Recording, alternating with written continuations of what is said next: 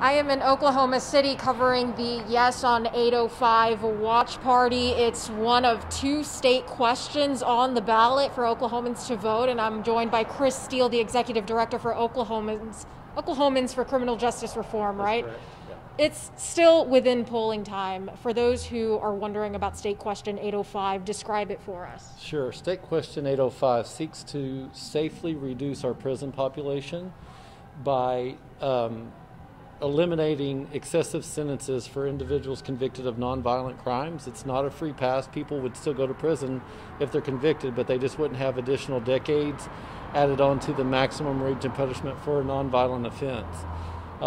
It makes better use of our state's resources. In the process, State Question 805 would save the taxpayers of Oklahoma nearly $200 million when fully implemented, and improve the quality of life by allowing those resources to be reinvested in education, healthcare, infrastructure, treatment, and things that actually allow Oklahomans to reach their full potential in life.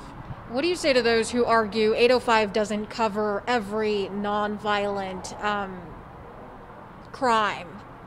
Yeah, I would just say there's been a lot of misinformation, a lot of scare tactics, a lot of fear-mongering that has gone on to try to confuse or persuade voters to vote no. The reality is State Question 805 only applies to nonviolent offenses. All of the safeguards remain in place to hold anyone accountable who commits an act of violence or harm against another individual.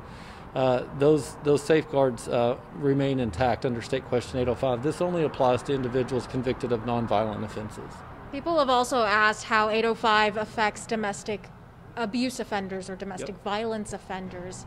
Would 805 include domestic violence, or would it exclude? Yeah, so all of the safeguards remain in place to hold people who commit acts of domestic violence accountable. Under State Question 805, anyone convicted of domestic violence would face a prison term of up to 10 years.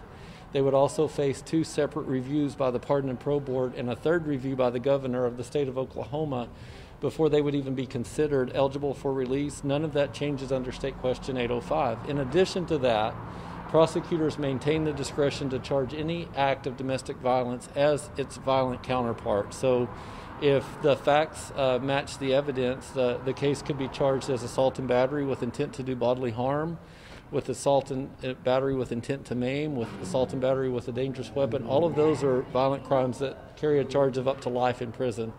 Those safeguards remain in place under State Question 805. I appreciate it, Chris. Thank you so much. We're bet. going to be standing by in Oklahoma City to bring you the results as they come in after polls close. I'm Sarah Pizarro, 2 Works for You.